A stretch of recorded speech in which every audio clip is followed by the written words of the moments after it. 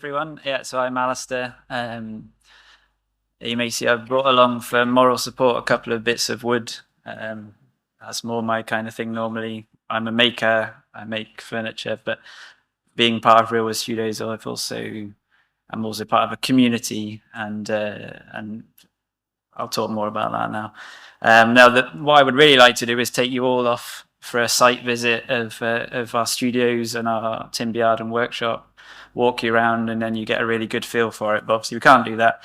So I've just got a few pictures that'll just run in the background while I'm chatting to hopefully give you a bit of a feel for it. And I've also included some pictures of my work that I've produced there just to give you an idea of what we do. So I'll start that off, hopefully. There we go.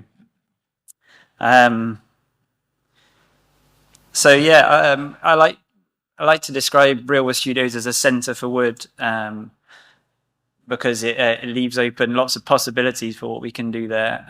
Currently, we're really sort of two main strands. We're a facility for designer makers to rent a space to run their business, and as Inga said, we have currently 5 furniture making businesses based at Real Wood Studios. And then at the same time, we are a timber yard and sawmill, and we buy on a very simple basis. We buy logs from the local woodlands from as close to the workshop as possible, but that stretches to south of Scotland and further beyond at times. And then we sell that timber to help fund the project. So we were originally, there's been a workshop there for a good 20 years now, and it was originally set up as a trading arm to Borders Forest Trust, a local woodland conservation charity. But then in 2009, a group of the makers who were based there took over the running of the organisation of the project and rebranded as Real Wood Studios. And Graham Murray's in the audience here. He was one of the founding members and is still a director now. You can talk to him about that. As a community interest company, we reinvest any money we make back into the business. So that's maybe buying more timber, it may be upgrading machinery and equipment, all that sort of thing, and just the general running maintenance. As Inga said, I moved over from Cumbria about 10 years ago, and I moved specifically to the Borders for Real Wood Studios, mainly because it's really a unique setup, and as far as I'm aware, I've not come across another setup like it anywhere certainly not in Scotland or the UK. What makes it really special is this combination of a maker's hub and the timber yard at the same time. So it brings us, as makers, we all have different approaches to our work, and ways of different techniques and specialities. But what brings us all together is the love of timber, that material, and using local timber, and so we all work with the same things. And the timber yard is really important to us as makers, having that connection with the material and the production of it, being part of the process all the way from knowing where the trees were, where the woodlands are. They come into the workshop, will come into the yard, they're put on the sawmill. Is this stop running?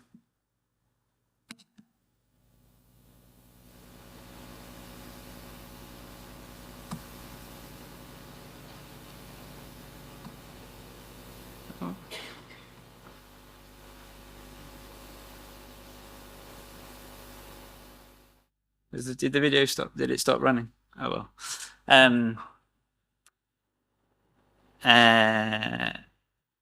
Yeah, and as I said, we share the running of the timber yard, but we also share a gallery space we share a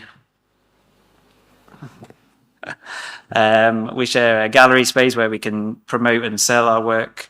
We also share inquiries that come into the workshop between us. And then we also, very importantly, share our own kind of each of our expertise and our knowledge and our experience. So any new makers coming into the place, like I was 10 years ago, you benefit from being part of a community of practitioners, of workers running businesses, and we all have to. You're learning not only how to price your work, how to have certain techniques from people, how to market your work, and as part of that, at Real Wood Studios, we share a website to promote our work. In theory, we share social media, but we're not too good at that.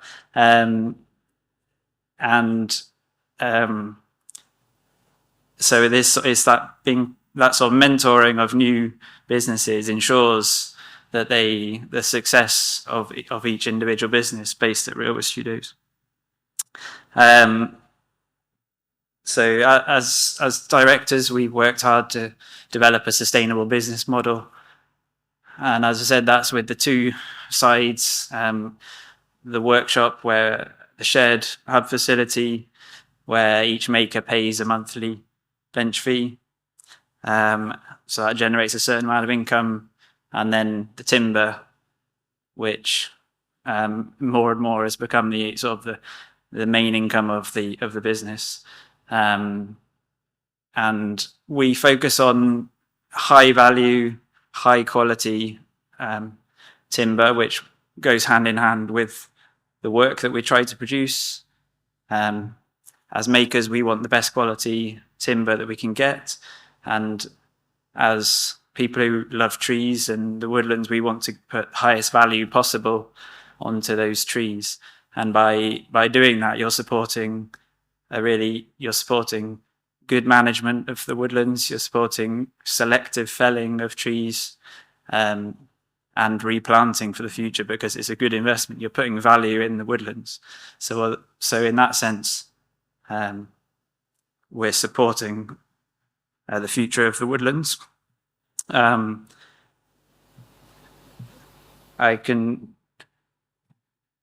two bits of wood I brought in, they have got little labels on, but if you can't see them, anyone like to guess what type of wood they are?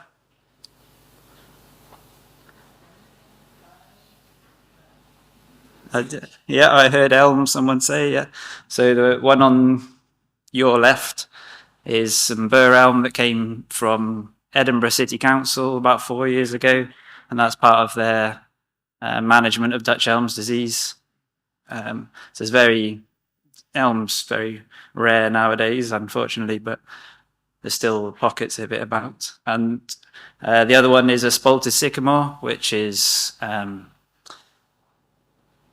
came from the local estate, Lothian's estate, where we are. And anyone like to guess how much those boards sell for? Sorry?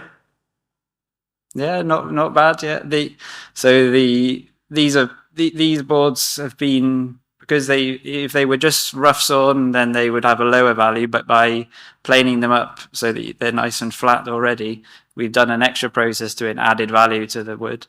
So yeah, they sell for around sort of £85–90 for the elm, and sell about £70 for the sycamore.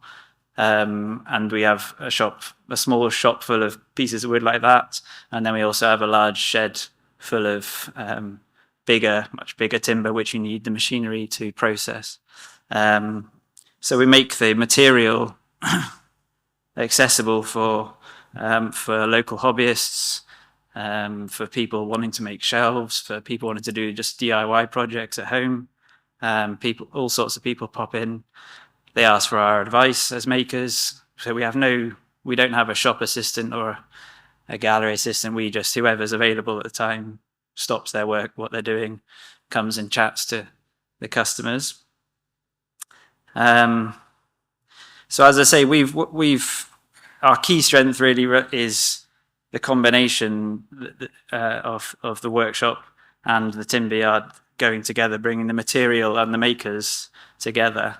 And we've managed to develop a sustainable financial model, which means that we can operate without any, operate independently as we are.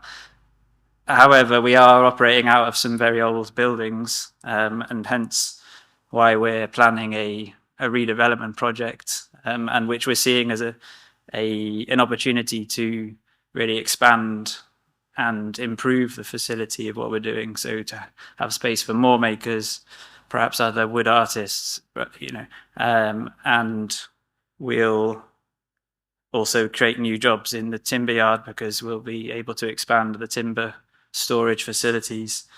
We're also hoping to become more of a visitor destination. So we're located right next to Hairstains Visitor Centre and Woodside Walls Garden, which are two really popular places in the area. We could fit perfectly with that, and add to the sort of the education of the public on local woodlands, the use of timber, and the importance of it. We try as far as possible to operate on with zero waste. All of our offcuts from the sawmill and the workshop go into firewood, either for heating the workshop itself or for selling as firewood. It also goes to biomass boilers nearby. All of the sawdust and sword shavings go either to animal bedding or again gets burnt in the stoves. So whilst as I said, we've managed to develop a sustainable business model for running ourselves for this big capital investment, we will require outside help, and so that's what we're working on that now. I think I'll stop there.